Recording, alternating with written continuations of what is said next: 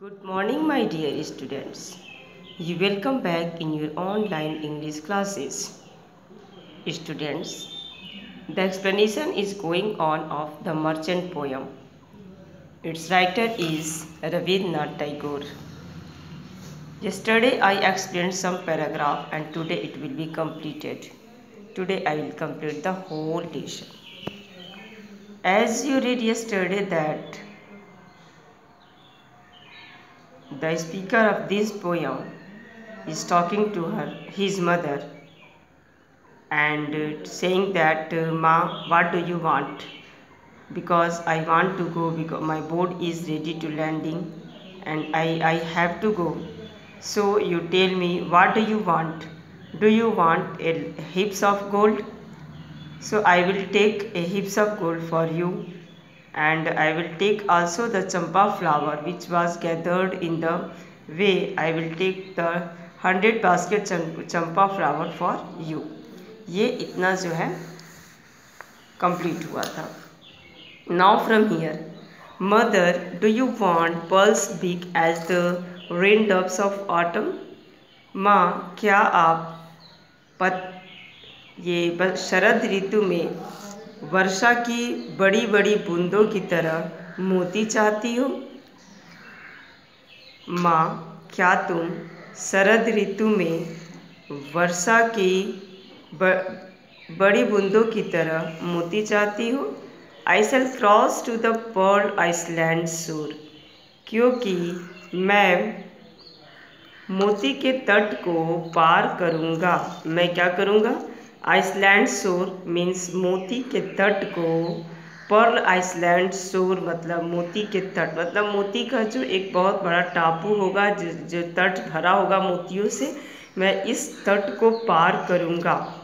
There in the early morning light pearls tremble on the meadow flowers. Pearls drop on the flowers and pearls are scattered on the sand in spray by the wild sea waves. वहाँ there in the early morning light pearls tremble on the meadow flowers.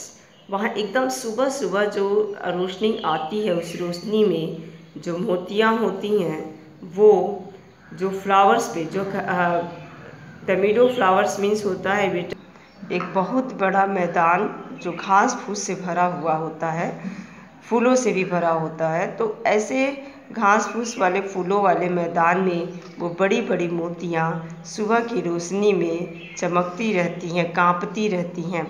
And pearls drop on the grass and pearls are scattered on the sand in spray by the wild sea waves. क्या होता है कि वो मोतियाँ जो हैं वो घासों पे भी चमकती रहती हैं, गिरी रहती हैं.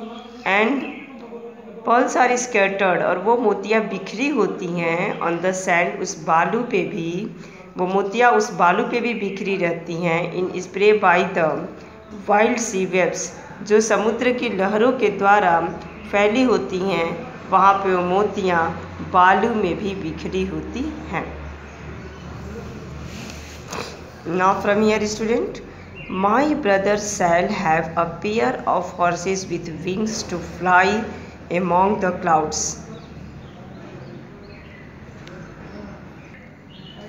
मेरे भाई के पास पेयर्स ऑफ हॉर्सेस मीन्स होता है बेटा एक जोड़ी घोड़ा, मतलब दो घोड़े. मेरे भाई के पास दो घोड़े होंगे जिनके पंख लगे होंगे और जो बादलों के बीच में उड़ेगा, है ना. मेरे भाई के पास ऐसे दो घोड़े होंगे जो बादलों के बीच उड़ने के लिए घोड़े में पंख लगे होंगे. For father I shall bring a magic pen that without his knowing will write of itself.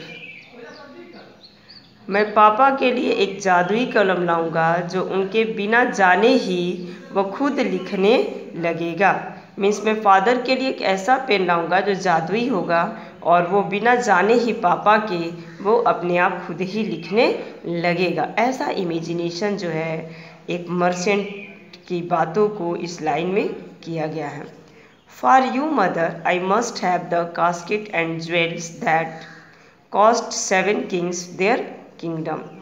आपके लिए माँ मैं अवश्य ही ऐसा संदूक लाऊंगा, है ना, हैव द कास्केट, ऐसा संदूक लाऊंगा जो सोने और जेवरों से भरा होगा। देखो क्या है, ज्वेल, ज्वेल मीन्स क्या होता है, जेवरात, जो जेवरात या सोने चांदी या गहने से भरा होगा। That cost 7 kings their kingdoms, जिसकी कीमत जो है 7 राज्यों के राजाओं के समान होगी। जो 7 राजा होते हैं, उनके राज्य होते हैं, तो उस सोने की कीमत जो तुम एक कास्केट में रखी रहोगी, एक बॉक्स में रखी रहोगी, उस सोने की कीमत जो है 7 राज्य के राजाओं की तरह, राजाओं के समान होगी। So my dear student, explanation has completed. Now listen the summary of this paragraph from here to there. यहाँ से वहाँ तक आप इसकी अब समरी सुनेंगे। Mother, do you want pearls big as the raindrop of autumn?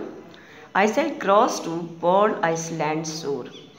There is the early morning light. Pearls tremble on the meadow flowers. Pearls drop on the grass and pearls are scattered on the sand in spray by the wild sea waves. My brother shall have a pair of horses with wings to fly among the cloud. For father I shall bring a magic pen that without his knowing will write of itself. For you mother, last line है, for you mother I must have the casket and jewel that cost 7 kings their kingdom. Okay student, now explanation and summary has completed of this poem. Today you have to write this poem in your book with these beautiful figures. ये सुंदर figure बनाते हुए आप इस poem को colourful pen से अपनी copy में राइट करेंगे। एंड टुमारो हम इसका समरी और ये सारे क्वेश्चंस का आंसर राइट करेंगे। Okay students, bye bye.